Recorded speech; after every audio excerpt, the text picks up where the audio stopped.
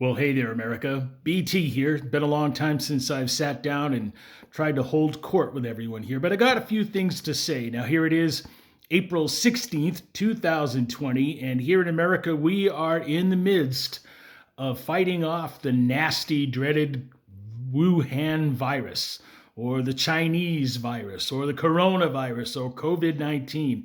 Hell, let's just call it the Wuhan flu. I really don't care, and I really don't care if anyone gets offended by my referring to that as either the Wuhan virus or Chinese virus. That's where it came from, and that's how I'll refer to it.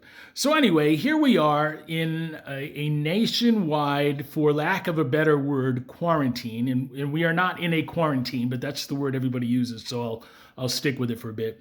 What I want to talk about is the wide-ranging discussions that a lot of people are having about what the United States could have, should have, and would have done had we been a little more proactive, or maybe gotten more accurate information about the Wuhan virus early.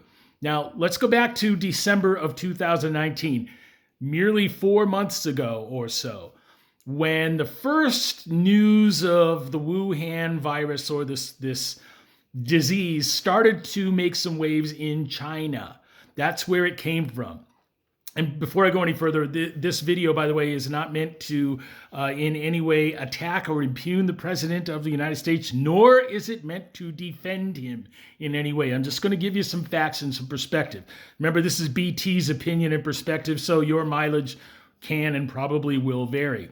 So back in December, the Chinese started to report this mysterious illness going on in the Wuhan province. They didn't know exactly where it came from or how it was transmitted, how contagious and infectious it might be, and there were a lot more questions about it than facts. But that's where it was. Now, we didn't, in the United States, start taking serious action about this until probably late February, early March, maybe mid-March, depending on how you want to reckon it. To put ourselves in staying at home situations, or this, again, lack of a better word, quarantine. Let's just say, however, that back in December, the Chinese government and the WHO, the World Health Organization, who is in Chinese government's pocket for a lot of ways, let's just say that they had been upfront completely and accurately right off the bat. As soon as they detected this thing, they told everybody, hey, this is what it is. It's really, really dangerous. It's really infectious. It's really contagious. And you better do something about, putting people in some isolation, or it's going to be really, really, really bad. A lot of people are going to get infected. Hundreds of thousands and millions and tens of thousands are going to die. That's what maybe they could have and should have said back in December. But think about what was going on here in the United States in December. Oh yeah, the holiday season, the biggest retail and shopping season in the nation at the time of the year. So that was what was going on. We had the NBA and the NHL seasons in full swing by that time. We were wrapping up the NFL season by that time, coming up into the playoffs. We were looking at a whole bunch of other things going on with normal holiday activities in December of 2019. And one other thing that was going on, and it is important to point out, that Congress at that time, especially the House of Representatives, was engaged in the impeachment process. Now, I'm not saying that was a good thing or a bad thing. It was a thing. It was happening at the time, and it commanded a great deal of the national consciousness and attention. So that was what was going on. Let's fast forward to January. Now, in January is when the Chinese government really started to give us a little bit of what was going on. In January, you had things going on in the country like the impeachment trial buildup and all the news that was going on with that, whether there was going to be a trial, whether they were going to have witnesses, whether it was going to be televised, any number of questions, a lot of stuff, and hearings. The football playoffs were going on. The college football bowl games and national championship was going on. The NCAA basketball seasons were getting underway and going. Actually, they were already underway, going really strong. And then in early February, we had this thing called the Super Bowl, the single biggest one-day sporting event in the country and one of the biggest in the damn world. That was going on.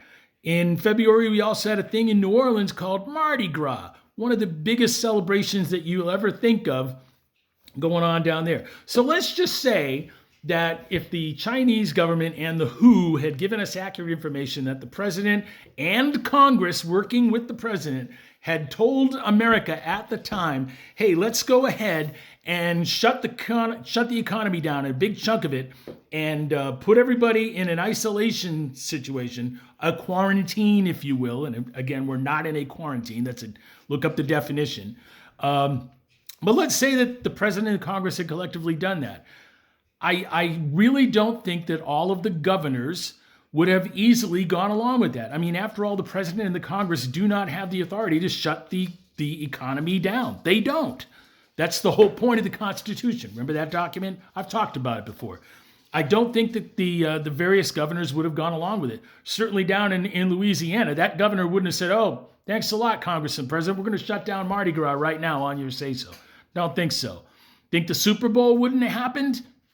If you believe that the governments would have lined up, the state governments would have lined up, and the governors would have lined up and gone along with this willingly and convinced all of their constituents, their citizens, their residents to go along with this, then to say you are naive would be putting it amazingly kindly.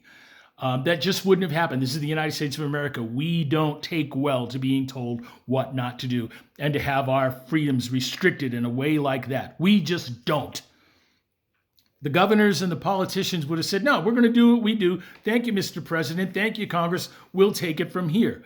Well, eventually, we know what really did happen is that the Chinese government wasn't honest with us. The WHO wasn't honest with us. I mean, my God, remember the news reports coming out January, February, even early March. We had politicians telling us the risk is low. Go on about your daily routine. Go on about with your activities. Do what you got to do. Just be careful. You know, maybe don't shake hands. Maybe wash your hands a little bit more. But it's okay. Everything's going to be fine. The president was doing that. Congress was doing that. The governors were doing that. Mayors were doing that. Think back. This is how it was. And again, I'm not defending or attacking anybody here. I'm pointing out how it was. I'm pointing out how we are as Americans. It's time to put America back to work. If we stay in this lockdown, this shutdown, this stay at home, this quarantine much longer, we're going to hurt the economy to the point where it's worse than the coronavirus, the Wuhan virus illness in the first place. Yes, people are sick. Yes, people have died and more people will die. That is unavoidable. It was unavoidable no matter what we did or didn't do because of how the nature of this damn virus. People are going to get sick and people are going to die.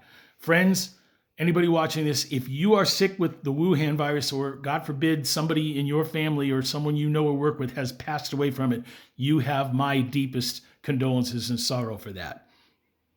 And I am heartbroken for all of you. However, this thing isn't going to go away whether we stay in lockdown or quarantine or not. It's going to be here. We need to deal with it. We need to deal with it soon. We need to deal with it now. Put America back to work. Be safe. Wear a mask. Wash your hands.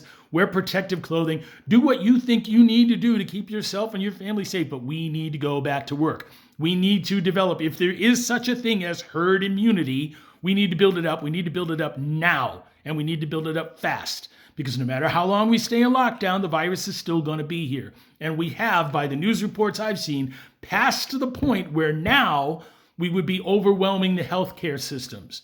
We need to go back to work. That's what I came here to say today. That's what I hope you get out of this. I hope and pray for all of your wellness. And I hope that you'll come back and see BT's Corner again soon. Until then, stay safe, stay well, wash your hands. Have a great day, everybody. We'll see you soon.